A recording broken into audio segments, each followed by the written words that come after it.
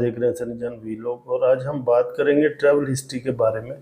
मैंने पहले भी इस पे 2-3 वीडियो बनाई हुई हैं कि आप यूएई से दुबई से अगर आप ट्रैवल हिस्ट्री करना चाहते हो तो आप कैसे कर सकते हो। देखें, सबसे पहले तो ये चीज़ है कि ट्रैवल हिस्ट्री का मतलब क्या है।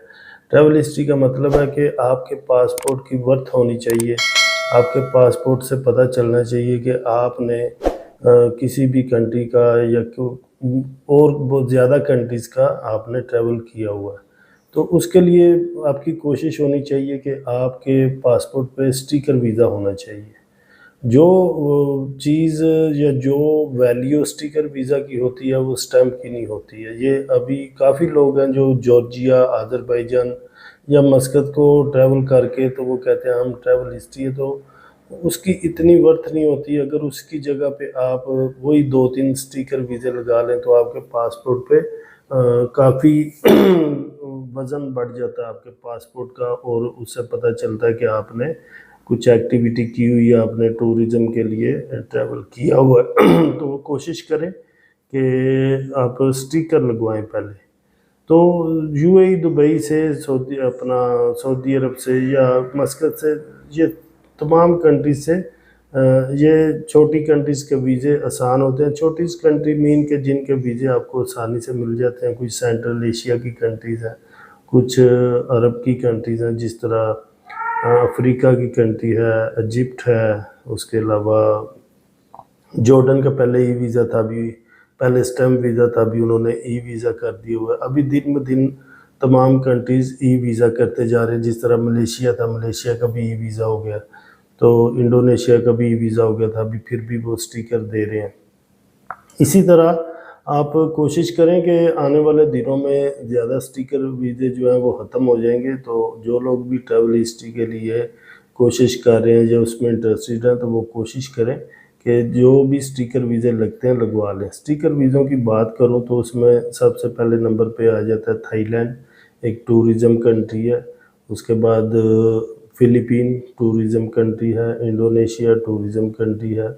इसी तरह आप किर्गिस्तान जा सकते हैं ऑन अराइवल। वहाँ पे आप 200 दिरहम में एयरपोर्ट पे ही 2 मिनट के अंदर आपको स्टिकर वीज़ा लगा के दे देते हैं। मैं खुद हो के आया हूँ, तो बहुत आसान प्रोसेस है उन लोगों के लिए जिन लोगों के पास एनओसी नहीं, बैंक स्टेटमेंट नहीं और वो स्टिकर वीज़ा लेना चाहते हैं। तो उनके लिए सबसे बेहतरीन ऑप्शन किर्गिस्तान है और ये कंट्री भी अच्छी है, घूमने के लिए भी अच्छी है, टूरिज़्म के लिए भी ठीक है। तो आप कोशिश करें कि अगर आप ज़ीरो से शुरू कर रहे हैं तो सबसे पहले आप किर्गिस्तान का ट्रैवल कर लें। उससे ये होता है कि आपके पासपोर्ट पे एक ऑन अराइवल जब आप जाते हो एक स्टिकर वीज़ा लग जाता है। जब आपके पासपोर्ट पे एक स्टिकर वीज़ा लगता है तो यानी कि आप पटरी पे चढ़ चुके हो। तो उसके बाद फिर आप कोई भी वीज़ा अप्लाई करते हो तो उसमें ये नॉर्मल कंट्री के तो 100% आपके वीज़े लगते हैं।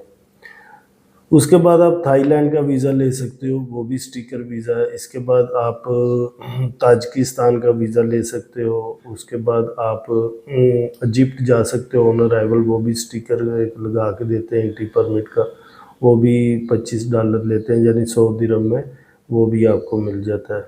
तो कोशिश करें कि आप अपने पासपोर्ट को, अगर आप ट्रैवल हिस्ट्री के पर्पज़ की वजह से उसको यूज़ कर रहे हो या आपका प्लान है किसी बड़ी कंट्री में मूव होने का, तो ट्रैवल हिस्ट्री मैटर करती है। बहुत सी वीडियोस टिकटॉक पे, यूट्यूब पे गर्दिश कर रही थी कि जी बगैर ट्रैवल हिस्ट्री के वीज़ा लग गया, बगैर ट्रैवल हिस्ट्री के वीज़ा लग गया। तो मेरे भाई, वो उनकी प्रोफाइल बहुत स्ट्रॉन्ग होती है। वो बंदे दुबई में बहुत ज़्यादा पुराने होते हैं। नंबर 2, उनकी कंपनीज़ बहुत वर्थ रखती हैं। तो ये चीज़ें मैं पहले भी बता चुका हूँ कि किसी भी बंदे का अगर फ्रेश पासपोर्ट पे वीज़ा लगता है, दैट मीन उसके पास कोई ना कोई ऐसी चीज़ होती है जिसकी वजह से उसका वीज़ा अप्रूव होता है। सम टाइम इन्विटेशन इतना स्ट्रॉन्ग लगाते हैं कि फ्रेश पासपोर्ट पे भी वीज़ा मिल जाता है। इसी तरह यूएस से है, यूएस से भी सम टाइम आपको फ्रेश पासपोर्ट पे वीज़ा दे देता है।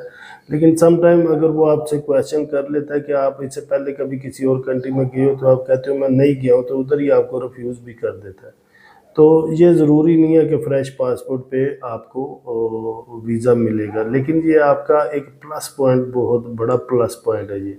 क्योंकि आपके पासपोर्ट से पता चलता है कि ये बंदा डिफरेंट कंट्रीज़ में जा चुका है और इस दफ़ा भी टूरिज़्म पर्पज़ की वजह से जाएगा और वापस आ जाएगा। हालांकि आपका प्लान कुछ और होता है, तो ये चीज़ें मैटर करती हैं। आप फ़िलिपीन को चूज़ करें स्टिकर वीज़ा के लिए, रशिया को, मोरक्को का भी पहले देखें स्टिकर वीज़ा था, अभी उन्होंने भी ई वीज़ा कर दिया और आने वाले दिनों में काफ़ी जो हैं वो ई वीज़ा मज़ीद आ जाएंगे, क्योंकि इसमें एक तो एम्बेसी का टाइम बचता है, दूसरा बंदे का अपना टाइम बचता है। तो ये चीज़ है कि आप जो लोग ट्रैवल हिस्ट्री करना चाह रहे हैं तो उनके पास आई थिंक टाइम कम है। आप कोशिश करें कि आप स्टिकर वीज़े जितने लगवा सकते हैं लगवा लें। रशिया का बड़ा वीज़ा है, इसके बाद बेलारूस का वीज़ा होता है, स्टिकर है, तो इसी तरह और भी काफ़ी हैं। तो आप कोशिश करके तो थाईलैंड का लगवा लें। इसके बाद फिर आप यूरोप की किसी कंट्री का अप्लाई करें जिसको यूरोपीय यूनियन कहते हैं, जिसमें रोमानिया, बुल्गारिया, मोंटीनेग्रो, अल्बानिया इस तरह की कंट्रीज़ आती हैं। तो उसके बाद वो उसका भी आप अप्लाई कर सकते हो, लेकिन 2-3 कंट्रीज़ को विज़िट करने के बाद। यूरोप आपको ट्रैवल हिस्ट्री के बगैर वीज़ा नहीं देता, ये 100% श्योर बात है कि यूरोप आपको नहीं देता। हाँ, अगर आपको देगा भी तो उसके लिए बहुत ज़्यादा स्ट्रॉन्ग आपका इन्विटेशन होना चाहिए। तो मैंने बहुत से लोग देखे हैं जिन्होंने इन्विटेशन पे भी वीज़े डाले हैं, लेकिन उनके वीज़े रिफ्यूज़ हुए हैं।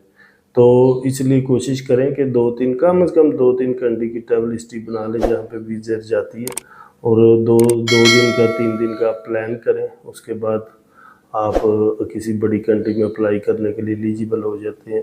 तो इसलिए जो लोग ट्रैवल हिस्ट्री करना चाह रहे हैं वो कोशिश करके स्टिकर वीज़ा लगवाएं।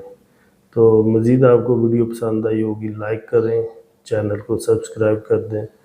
मिलता हूँ अगली वीडियो में। अल्लाह हाफिज़।